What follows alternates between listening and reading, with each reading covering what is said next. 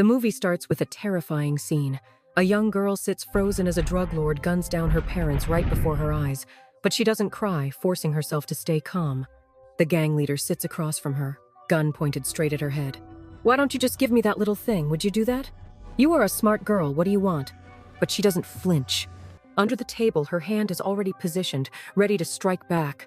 To kill Don Luis, she bolts to the bathroom, squeezing her tiny body through the window. Hiding under a concrete slab, she manages to stay out of the killer's sight. With no other choice, she swallows a microchip, her only ticket to survival. What follows is a breathless chase through the slums, where she nimbly darts between hiding spots, finding brief safety in a water tank. Just when she thinks she's in the clear, she spots the drug lord's car coming after her. Without hesitation, she slides into a sewer drain, finally shaking off her hunters. The girl is Catala, named for a Colombian orchid. Her father, Fabio, had been laundering money for a powerful drug cartel. Wanting a better future for his daughter, he planned to leave the organization. Luis, the drug lord, smiled and said he would miss him in the future, but then quietly signaled his man, Marco, to take Fabio out. "Kill this expletive," he ordered. Fabio was no fool. He knew exactly what happened to people who tried to leave the drug trade. His boss made sure of that. Back at home, Fabio hands his daughter a chip containing all the evidence of Don Luis's illegal operation. Sure, ticket out if things went south. He gives her his brother's address too, along with a name card and a necklace bearing a Catala orchid, their family symbol. "Never forget where you came from," he tells her. Minutes later, Marco storms in with cartel thugs, gunning down Fabio, his wife, and everyone else in sight. After her sewer escape, Catala makes her way to the U.S. Embassy, where agents question her about her father. When they ask if he gave her anything, she forces herself to throw up, producing the microchip with records of all Don Luis's activities. The agent stares at her in amazement. "Do you know what this is?" he asks. "Yes, my best," she replies. In exchange, they offer to get her out of the country with papers. A CIA agent escorts her to Miami, but Catala slips away during a bathroom break, snagging a bus ticket to Chicago, just where her father told her to go. There, she finds her uncle Emilio, who breaks down and hugs her tight. Finally feeling safe, Catala lets go and sobs in his arms. The next day, Emilio takes her to a private prep school, bribing the principal to admit her mid-year. Catala is furious as they leave. "School isn't going to teach me what I really need to know," she snaps. "What I need is to learn how to be a killer." She storms off, but Emilio catches her attention by pulling out a revolver and shooting at a random car, causing it to crash. He lays it out plain. "Killers for hire are everywhere. I can train you, but you'll be dead within 5 years if you go down that path. If you want to be a killer and survive, you've got to be a smart, hard one. You have to know more than how to pull a trigger. You have to understand how the world works, how people think." Catala takes his words to heart. Years later, 2 cops are shooting the breeze about their wives when a drunk driver slams into them. Out stumbles a woman, words slurring.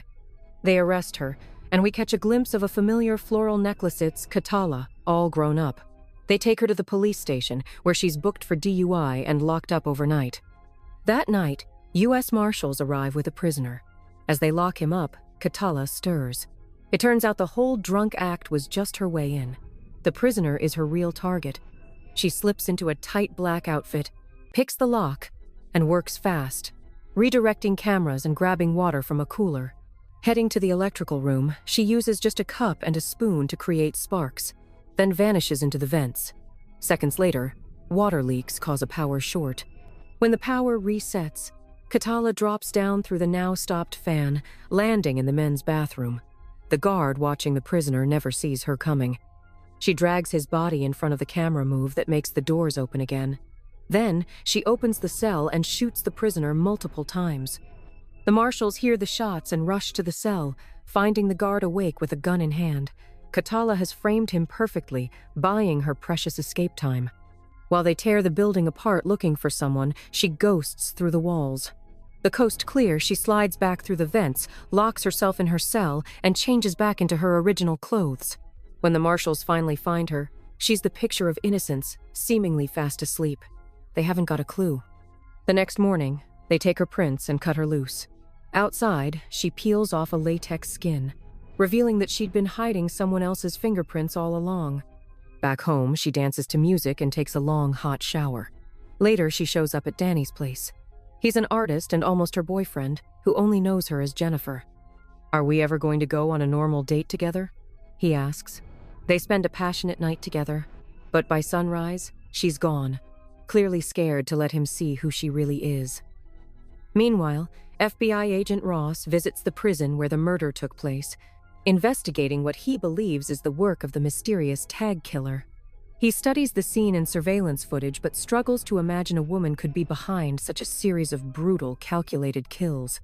Elsewhere, CIA agent Richard pays a visit to a heavily guarded mansion in New Orleans. It's Don Luis's hideout. Luis has been living in luxury under the protection of a deal with the CIA, which allows him to continue his drug empire in exchange for critical information. Richard shows Luis footage of the prison hit, but Luis feigns ignorance.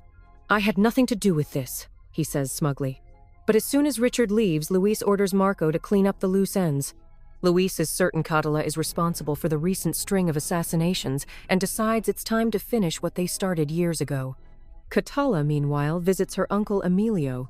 He's furious after seeing the news of the recent killings, especially the calling card a Catala orchid that keeps showing up at crime scenes. "This was never what your father wanted for you," Emilio shouts, slamming a newspaper on the table. "You are putting us all in danger." But Catala is unmoved. She vows she won't stop until Luis is dead. Emilio sighs, reluctantly handing her the details of her next job. A hedge fund manager who defrauded investors of $50 billion and fled the country. "You are not just putting yourself at risk, Catala. This is about family," Emilio warns her. Ross, back at the FBI office, reviews footage from the prison. His agents suggest the suspect could be the tag killer, but Ross remains skeptical. However, a breakthrough comes when a mailroom employee mentions the distinctive orchid tag. Ross discovers it's a Catala orchid, native only to Colombia. This clue leads him to dig into unsolved Colombian cases, but the CIA quickly blocks his access. Ross calls Richard for help, but Richard dodges the request, clearly hiding something. Frustrated, Ross begins connecting the dots, growing suspicious of both the CIA and their possible involvement with the tag killer. Meanwhile, Catala heads to her target, the hedge fund manager living large in a luxury mansion. Posing as part of his security team, she infiltrates his estate. That night, while the manager sleeps, Catala sneaks into his bedroom. He wakes to find her standing over him, her signature flower etched into his chest. Panic-stricken, the manager grabs a gun, but it's empty. Catala calmly informs him that all his guards are dead. Begging for his life, he offers to double whatever she's being paid. "Money won't bring back the lives you ruined," she replies, before shooting him and dumping his body into the shark-infested pool. The next morning, Catala returns to her uncle Emilio's house. She's shaken but masks her emotions as she steps inside. Emilio, however, is waiting for her with a grim expression. He slams another newspaper onto the table. "Do you see this? Do you see what you are doing?" he yells, pointing at the headline detailing the hedge fund manager's assassination. "I am doing what needs to be done," Catala responds coldly. "No," Emilio counters. "You are risking everything. Your father gave his life to protect you. You think this is what he wanted? You think killing Luis will bring him back?" But Catala remains defiant. "This isn't about bringing him back. This is about justice." Shaking his head, Emilio pulls out an old photo of Catala's parents. "Your father didn't fight for revenge. He fought for you to have a life.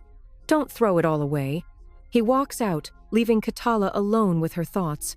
For a moment, doubt flickers across her face, but it quickly hardens into resolve. Back at the FBI office, Agent Ross gets an unexpected break in the case. A tip from a police station leads him to a photo of a young woman who matches the description of the tag killer. Cross-referencing the image with surveillance footage from the prison, he confirms it. Catala is their assassin. Ross immediately contacts Richard at the CIA. "I've got a match," Ross announces. "Her name is Catala. I need access to your files on Colombia." Richard remains evasive. "I don't know what you are talking about," he says, but Ross isn't buying it. He pushes harder, threatening to escalate the situation if the CIA doesn't cooperate.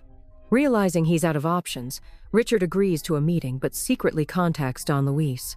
She's closing in. Richard warns, "You need to handle this or I will." Meanwhile, Catala tries to reconnect with Danny. She visits his apartment but hesitates before knocking. Instead, she leaves a note on his door and disappears into the night. Danny finds the note hours later. It simply reads, "I am sorry." Confused and hurt, Danny turns to a friend for advice. The friend, intrigued by the mystery surrounding Katala, uses his police contacts to run a background check on her. The search flags her as a person of interest in multiple high-profile murders. Unbeknownst to Danny, the friend's curiosity has just put them both in danger. Later that night, Katala returns to her apartment to find it surrounded by SWAT teams. Realizing she's been compromised, she quickly devises an escape plan. Triggering a series of preset explosives, she creates chaos that allows her to slip through the pipes and into the city's sewer system. As the SWAT team scrambles to regain control, Katala makes her way to Emilio's house. But when she arrives, she finds the place ransacked. Her heart sinks as she discovers her grandmother lying lifeless on the kitchen floor. "Abuela," she whispers, her voice breaking. She searches the house frantically and finds Emilio tied to a chair, beaten and lifeless. Overcome with grief and rage, Katala collapses to the ground, clutching his hand. "I am sorry, Emilio," she whispers through her tears. "I am so sorry." Fueled by her loss, Katala's mission becomes personal. She contacts Agent Ross, who's now piecing together her connection to Don Luis. "You want him as badly as I do," she tells Ross over the phone. "I can give you Luis, but you have to trust me." Ross hesitates but agrees to meet her. At the rendezvous, Katala lays out her plan. She'll take down Luis, but she needs the FBI to stay out of her way. Ross reluctantly agrees, realizing that Katala is their best chance to dismantle Luis's empire. The climax begins as Katala storms Luis's mansion, armed to the teeth. She takes out his guards one by one, her years of training and determination making her unstoppable. Marco, Luis's right-hand man, confronts her in a brutal hand-to-hand fight, but Katala ultimately prevails, killing him in a final, ferocious blow. Luis, realizing he's out of options, tries to escape, but Katala corners him in a dead-end alley. "You should have stayed in your fortress," she says coldly, her gun trained on him. Luis pleads for his life, but Katala doesn't waver. "This is for my family," she whispers before pulling the trigger, ending Luis's reign once and for all. In the aftermath, Katala disappears into the shadows. Danny, still reeling from the truth about her, receives a final message. "I'll always love you, but this is goodbye." As the credits roll, Katala boards a bus to parts unknown, her future uncertain but her mission complete.